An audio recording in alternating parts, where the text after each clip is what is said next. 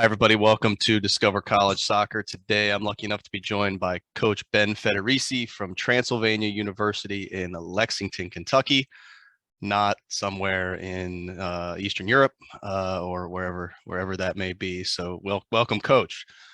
Thanks, Matt. Appreciate you having me, man. Well, thanks for being here. You know, it's funny. I grew up in Ohio, similar to you, and we used to vacation down at Lake Cumberland in Kentucky. So Yeah. I'd drive through Lexington every time, and I'd see the signs for Transylvania University, and be like, "What Transylvania? It's Lexington, Kentucky." But it is a wonderful Division III institution there in Kentucky, and we're happy to have you on the program. You just became the head coach here not too long ago, so Yeah. interested to hear more about that and what you're planning to do. So I looked at the roster; didn't look like a very lengthy roster at the moment. So it looks like you're probably hot and heavy into recruiting it right now. So what are the events that you go to? What are you really looking to do from a recruiting side of things right now? I mean, I think year one, it was, like you said, getting the roster back up to a number that's a little bit more comfortable with me, somewhere around 30.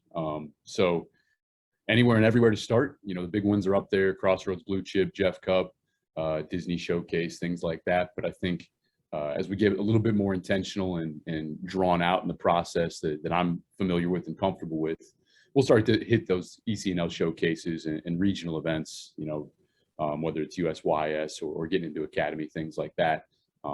Fortunate enough that we do have, Lexington FC, which is moving over to Lexington Sporting Club, but they do some of those Club v Club games on our facility or at our facility here in Lexington. So kind of anywhere we can go. Obviously, working a bunch of camps over the summer, trying to get my name out there, trying to get more and more connections. But I would say those big events that you hear from everybody are where we like to go. You mentioned camps. So are you doing ID camps at the school? And it sounds like you're working other camps as well. Kind of how important do you see camps being in your recruiting mix? I think camps are important from a player-coach relationship. I tell guys a lot when they come on campus that, you may love the school, you may love everything about what our program is doing, but you probably want to know what it's like to be coached by me too. And so the opportunity, whether it's an ID camp on campus or going to one of those exact camps, I've worked at one of the UK camps already as well, or different other collegiate environments is big. Unfortunately, we aren't going to have any of those this summer. We are redoing our turf, so that's going to be brand new this fall. But that kind of eliminates the summertime for us to have guys on campus. So I'll be going around doing some things with high schools all over Ohio, up into Michigan, and even down here, obviously in Kentucky. Okay, now you're coming from another D3 school, so the D3 environment's nothing new for you. But so give me a sense of your general timeline. When are you really starting to hear from players as well as reach out to players in terms of the process? So it kind of amazes me. I feel like we hear from guys earlier every single year. I've gotten a lot of emails here from freshmen and sophomores already, but I would say the process for us really intensifies in that junior year. Sometimes end of the sophomore year, but definitely in the junior year. I'm a guy that, I think I'm blessed and fortunate to be at Transylvania, where we have a lot to offer academically, athletically. The experience as a whole is pretty unique. And so for us, we like to get to know these guys over a longer period of time, and really then give our roster spots, our offers out sometime in the early fall. That way they know what's going on, and hey, if Lionel Messi's on the phone with me, I'm going to offer him a little bit earlier, right? But for me, it's getting to know them their junior year, and then getting them on campus, hopefully the fall of their senior year, doing an overnight, and then allowing them to kind of see a normal game day environment. What are the guys like? What am I like on the field? How do we handle a win or a loss? All those things that, again, is I think a lot of times as coaches, we get caught up trying to learn as much as we can about the players, but it's a huge part of the process for the players to learn more about the coaches too.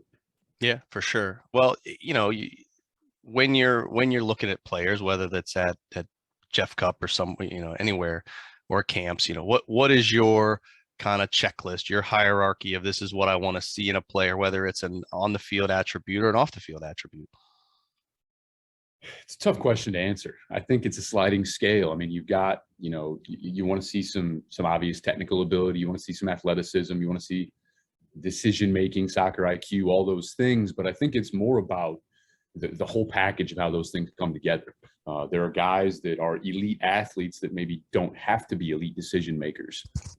But to me, I like to see some self-awareness in a kid and some mental toughness that whatever tools they have, do they use those as well as they can? Or are they wasteful in maybe some of the things that they got going on? So for me, yeah, it's easy to go out and identify somebody that's got all the talent in the world. But part of the reason we like to take a little bit longer to get those offers out is I want to learn a little bit more about this guy, talk to their club coach. I want to see him in a game where maybe they don't have a great day and kind of see how their mental fortitude stacks up. And really, I think the couple big indicators of success at the college level are hard work and just how much do you love the game. So those are two big things that I try to get to know and get out of the guys. But on the field, it's what can you do with what you've got? Not everybody's going to be a 6'5" goalkeeper. Not everybody's going to have 4.2 speed on the wings. So it's important that we get the good combination going for all those things. Great, no, I love it. Being Division III without athletic money, how does Transylvania do with financial aid? Like, just kind of what's a typical kind of snapshot look like for a player coming in with academic money, grants, scholarships, all that kind of thing?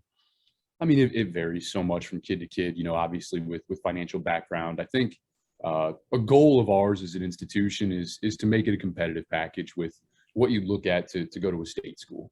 We are a pretty high-end academic school, so there's no secret that we're not going to be the cheapest when you're looking out there at other schools. But I'm a little bit of a believer that you kind of get what you pay for in some instances.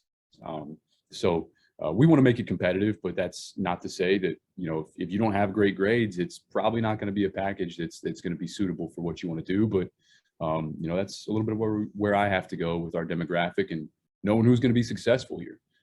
I've seen kids paying all the way down as low as $12,000, and I've seen kids all the way up in the 30s. So it's really a case by case basis. And in my speech to all the guys is let's just go through the process. If at the end of the day, whether it's Transylvania or any school out there wants you to pay $1 million a year to go there, you're not going there, right? So it's a conversation that I like to be open and honest about, but it's definitely much more individual than just a round number that I can toss out there. Oh, sure. Oh, that makes sense. Well, let's talk more about the school, because I'm guessing a lot of folks out there aren't familiar with Transylvania University unless you, are probably in the Kentucky, greater Lexington area. I'm down here in Florida. I can guarantee you none of the kids on my daughter's team have heard of it. But so, I go to the website, learn a whole lot, but give me the inside scoop. What do I want to know about Transylvania that I'm not going to learn just by visiting the website? I mean, I think that you want to know what the school wants to do itself, right? You want to know what their goals are. So for me, it's, we were established in 1780, really, really historic institution. Lots of, senators and vice presidents, things like that have come through here. We are number one in the state of Kentucky for getting you a job after you graduate, which, look, I'm a college coach. I want to win a bunch of games, but we got to make you a productive member of society too. So that's important to me. But I think there's a connotation, even those that are aware of Transylvania, that think, it's an older campus, not much going on. Look, we're really, really new facilities here on campus, and it's literally a 10-minute walk from downtown Lexington. So I think we're in a very, very unique scenario. We're a top 100 liberal arts school in the nation, but we are only one of 9 in that top 100 that reside in a city of 300,000 people or more. So when you connect, a lot of people looking for those smaller schools, that one-on-one environment with their professors and really getting an individualized education, but you can also tie it into a city around it that's got, what is now going to be a USL team coming to us, but also UK health systems, all those different entities that can help you, whether it's internships or job shadowing, whatever it might be.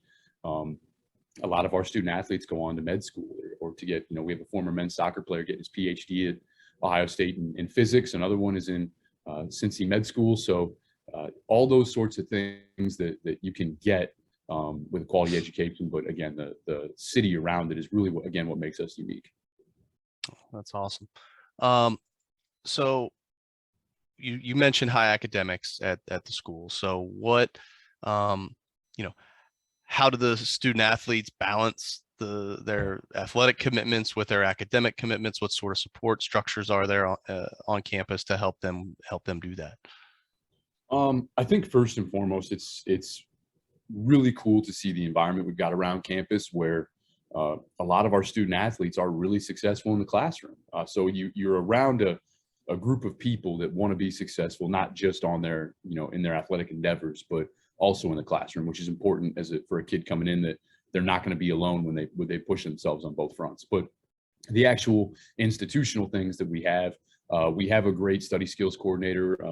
We have great writing center capabilities. And then even our library, the study rooms in the bottom set up so that it's posted when each tutor is going to be there throughout the week for whatever subject you need.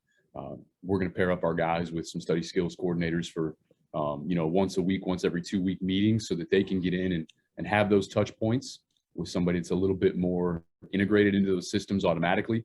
Obviously, we do check-ins with our guys on a regular basis from a coaching staff point of view, but getting them connected into those resources as quickly as possible is huge. I think a lot of times there's plenty of resources on campus, but maybe the intentionality is not there on getting student athletes connected with them. And really, my first thing I did when I was here meeting the guys was we have the intentionality from our administration. There was a resume building seminar for all of our first year guys that they had to go to. So that's the first time I got to meet some of them, was checking them off the list, making sure they're showing up. But again, it's really well done here by the administration as a whole to push and make sure that our student athletes are having that support. Beyond that, I think we're fortunate to even have a couple sports psychologists on staff that can help you, even if it, I think sometimes we get mixed up with, athletics and academics and making sure it's one of those two conversations. But a lot of the recent news, unfortunately, has been mental health. And so having sports psychologists on campus that can come in and be of value in addition to the counseling staff is even a bigger resource for our guys here. Oh, that's great. So walk me through a typical week during the season. I know you haven't had one yet, but in terms of, when they wake up to when they go to bed, I know you probably have a somewhat of a cadence of games, whether, every conference seems to do it a little bit differently, but, when do you practice and what does that all look like, or what will it look like, I guess, this upcoming fall for you?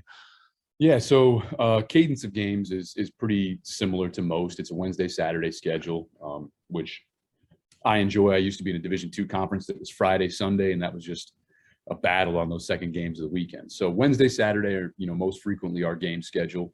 That means we're training Monday, Tuesday, we're training Thursday, Friday, and they get the off day on Sunday, which I think works pretty well for most people.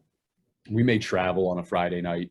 Normally our longer games in conference are on those weekends. So if we're going to do an overnight, we'll leave on the Friday night, maybe have a lighter session really quickly before we leave. But the normal flow of a day is going to be, I tell people, it's pretty similar to what you're used to in a high school or club environment, where wake up, go to class. You may finish a little bit earlier here in college, obviously, than what you would prior to arriving. But we'll sprinkle in a couple lifting sessions during the week, normally around those guys' class schedule. We have a strength coach that will, have those programs available to those guys whenever they can come in. And then we'll train sometime between, we'll say 4 and 8.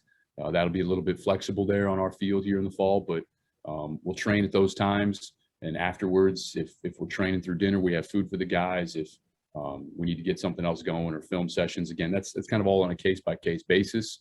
What we need is a group. Sometimes it's film before training. Sometimes I just want to talk to, a position group, and maybe that's done a little bit after training or throughout the day. And then scouts are normally done a little bit later in the evening. Let the guys go get their things done, get some dinner, get cleaned up, and then come back and make sure that we're all focused and ready to go for those scouting reports. But yeah, it's a pretty easy transition, I think, for people in the fall going into college sports. It's not the schedule or the cadence of the way things happen, but the intensity and the level that I think surprises guys more than the schedule of events. Okay. Yeah. Let's talk more about the team and the soccer side of things a bit, as we just started to. But you mentioned you'd like to carry around 30 on the roster. Obviously, you're not quite look like maybe 18ish at the moment, based on the website. But so, are you looking into adding it via transfers to help kind of balance the years, so you don't have 12 guys graduating 4 years from now and then making it more difficult? What's that kind of roster building mentality look like? I think first and foremost, it's getting good people to be a part of the program. I think that obviously we want the best players we can find, but I need to match that with good people as well. Guys that are willing to work hard, guys that are buying into the culture that we're looking for. So yeah, we've got a couple transfers on the board that we probably won't know too much about here for another few weeks. But right now it's predominantly just a big freshman class, and it makes me a little bit nervous as a coach to have so many young guys that are a part of it, but it's also a great opportunity. We've spent a lot of time with the current guys this spring talking about culture and the standard that we want to set, and goals that aren't, hey, win the conference or get to the NCAA tournament, but goals that are process oriented. And how can we become a better teammate? How can we lead this group of young guys as they come in? So yeah, the inconsistencies that come with a big freshman class are definitely going to be there, but nobody complains about having 10, 15 seniors that are all contributing as great members of the program. So if you're going to have that many at the end, you got to start that way at some points. But yeah, it's been a lot of incoming freshmen, a lot of guys that, funnily enough, at my previous institution, had some similar names on the board, and guys that were familiar to me already. So it's been a pretty easy transition for this first recruiting class. Okay. Well, you being a new head coach, do you have new staff that you were able to hire? What does your overall soccer staff look like, and what roles does everybody play? Look, I'm really fortunate to have the assistant coach who's been here for the past couple of years, Matt Melzer. He's a graduate of Transylvania, was an all-conference guy, captain, and conference champion. So he's staying on with the program, and he's been fantastic in this transitionary period. I give a lot of the recruiting kudos to him for keeping it together in the transition period, and he's been great helping me get to know not only the team but the institution as a whole. So he'll still be coming back for us. I know. I'm excited for that. We'll also bring back our goalkeeper coach, who's Drew Grisham. Drew was also an all-conference guy here at Transylvania, and then we're adding an additional volunteer coach by the name of Toby Anderson. Toby's really smart guy. He was an aerospace engineer for a little bit, but he's going to be running kind of our load management. So he'll be taking our GPS data, all of the different metrics that come along with that, feeding in, our wellness questionnaires, RPEs, sleep schedules, things like that, to help us make sure that again, I'm big about putting guys in positions to be successful. And I think the more data we have on how they're feeling and how they're doing, we can at least come up with some metrics over time that are good indicators of is this guy peaking, is maybe overreaching, and we need to bring him back a few minutes on a game. So those are going to be the four guys that round us out for the most part, but the support staff here, our athletic trainers, our administrators are all absolutely incredible. So I've done a bunch of these interviews, and I think you're the first person to really dive into the technology side of things. Yeah. And which I know is a growing, a huge exploding area. I've got buddies who work at the various companies like Catapult and Stats and all the different places. And my daughter's coach works for Trace. So, I'm all in on it. So, how important is it for you guys, and do you feel that players are giving you good buy-in in terms of adopting using data, and how it kind of helps manage everything from, like you said, from load management to sleep to all those things? Yeah, I think that getting buy-in from the guys is kind of easy on that. I mean, they love to pull up their phone and see, hey, I sprinted faster than this guy, or I ran more distance. We had a kid come up to us for one of our spring days here, and he said, "Coach, I'm going to run more than anybody else today." It's like, okay, man, that's fantastic, and he accomplished that goal. I've talked to a couple other peer coaches, and they're guys that when they get these trackers, just start running sprints on the sideline at training when they're not involved, just to get their numbers up. So I think that the competitive drive of a lot of college athletes is kind of fueled by that data. But I think the trick that I have by no means mastered yet is going to be finding the data that is truly an indicator of what we're looking for. So for me, I want to use this as a load management perspective. College soccer, you've seen a lot of discussion, especially Division III level, on back-to-back games in the national tournament and how detrimental that can be on a student athlete's body. So for me, making sure that we're aware of the load we're putting out there. Sometimes it's just, dealing with training sessions and realizing, man, we were going to do a light day, but in reality, those exercises, those guys went a little bit tougher, and we covered more ground, or it was more intense than we thought it was going to be. And so I think, I've always been a fan of rotating guys through and having a deep roster where, 85, 90% of my top player isn't maybe as good as that 100% of that guy behind him, and bringing together a group of guys that is okay with that. I look at some of the top teams in our region, and they rotate through bodies on a regular basis. They have that depth in numbers. So for me, the way I'm looking to utilize it is just that. If we've got a kid that's a starter day in and day out, I'm fortunate enough to have had some conversations with some high-level fitness coaches and things like that, that you just can't go Wednesday, Saturday for 8-9 weeks and expect to maintain performance. You can't do it. But I think now with the new generation, they don't just blatantly trust a coach. I can't say to, Matt, hey, you're looking a little slow to me, man. I'm not going to start you today. But if I can say, hey, Matt, guess what? Based on, your RPE and your strain levels over the past couple of weeks, you're actually now in an overreaching phase where not only are you less responsive to stimuli, so you're probably not going to play as well, you're actually at an increased risk of injury. So now I'm going to limit your minutes today. That conversation, although some guys may not like it, I don't expect them to. They're competitors, but it's a little bit easier to have that conversation with guys when you have data to back it up. And that's, the more data, the better for me. No, that's great. Well, you mentioned a little bit about the culture of the team. How would you describe your style of coaching, the team, or the style of play that you want to enact? So I think that the goal of any coach, any sport, is to just get that group of individuals pushing in the same direction. And I've got some different analogies for that my guys have heard several times, but really I want the team to have a say in what goes on, not from who's the starting 11, but from a culture perspective. I always need to know how those decisions are affecting morale, how those decisions are affecting buy-in and things like that. Not because I'm going to cater to every whim, but because it's important to me that this is a group of guys all pushing the same direction. They're all bought in. So when we define our culture, our guys have come up with 3 main pillars, and that's love, discipline, and humility that kind of govern everything that we do. Yeah, love the guys you're around. You got to love the game. You have to be disciplined to do the little things on a day-to-day basis to make sure you know what's going on, and you're putting in the effort every single day. And then humility, to me, is what unlocks it all. Every athlete, every coach has an ego. They want to be really good at what they do. Otherwise, they wouldn't be in college athletics.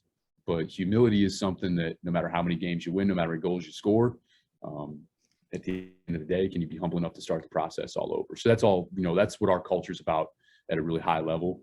And then coaching style is, I want to get to know the guys. They're always going to be people before they're players to me. And that's, I was fortunate enough to come through with a great group of guys when I played, and have been in a few weddings, been a best man. Those relationships through college athletics are absolutely, phenomenal. They're going to be with you for the rest of your life. And that's one of the most rewarding pieces of the job for me, is to see these guys come through over 4 years and maybe 5-6 years in the recruiting process, and go from, 16, 17, 18-year-old kid all the way into 21, 22-year-old guy that's got a full-time job, maybe a serious girlfriend, a fiance, or whatever it might be. Those are the really rewarding aspects. So for me, it's delving into that person, pouring into them, and hopefully, getting the kickbacks on the way out, winning some games and having some fun. That's great. Well, you did get hired in December, so you did get a spring with the boys. So yeah. What does your off-season program tend to look like? I think the Division III level, there's a There's a big focus there on the strength conditioning piece, just because the NCAA regulations on how often we can get with the guys. So that's the first piece of the offseason program. Obviously, we try and get our guys as many touches as they can outside of our purview. So whether it's open fields or futsal leagues or whatever it might be, that they can get have a little bit more fun with it, and they don't have to listen to me talk all the time. But then once we get those set sessions, this year was a lot of just playing, me figuring out what we had on the roster, letting the guys get used to my boys doing some basic things. I think once we look at a normal spring after, next fall, I'll know what we need to work on. I think that'll be a little bit easier for me going forward and the rest of the coaching staff and even the team to identify, what we need to work on and those gaps we need to fill. And that's kind of what the focus is going to be. It's much more about that incremental progress and individual development in the spring, I think, whereas the fall is just, hot and heavy, going fast, trying to win games and get scouting reports done. We can't focus and slow down on those little technical details quite as much. Well, you've given us a whole bunch of info. It's been great. I just got one last question for you, which is, what didn't we talk about? What else do you want people to know? What did we miss? Or anything you want to reiterate is kind of the last catch-all, where is free form for you to give us anything else you want. No, I think that, we see a lot on the transfer portal and nightmare stories of kids and things like that. So I think my big message to guys in the recruiting process, girls for that matter, is that this recruiting journey is your own. I think a lot of times we listen to advice, and not that there's bad advice out there. There's great advice everywhere. But if you're a kid going through the process, know that it's your process. Run your own race. Don't let somebody tell you how to do things. And if you like the way one coach does it, that doesn't mean it's the only way to do it. That might just be something you prefer. So I think developing those relationships with the coaches and going somewhere that you can be successful even without the game. I know that I was guilty as anybody else that I wanted to play. Soccer was a big part in my decision-making process going to school, but being in an institution that has those support systems for you as a student, as a person, and as an athlete. I think that there's a great line that my administrator, Kevin Calhoun, gave me that says something to the effect of, if somebody has a plan for you, it means that they want you. And so ask those coaches, what's your plan for me? What are you looking to do for me for the next 4 years? Not just how do I impact it right away, but do you have a plan, not just on the field, off the field, as a person, as a student, as, a human being, and how we can get that stuff going. So that's the one thing I would encourage people to look at as they go through that recruiting process. Love it. Awesome. Well, Coach, wish you the best of luck in your first full season there. I think you'll be doing great things in Lexington, and we'll keep an eye on you and be cheering from you from afar. Hey, I appreciate it, Matt. Good to talk. Likewise. Thanks.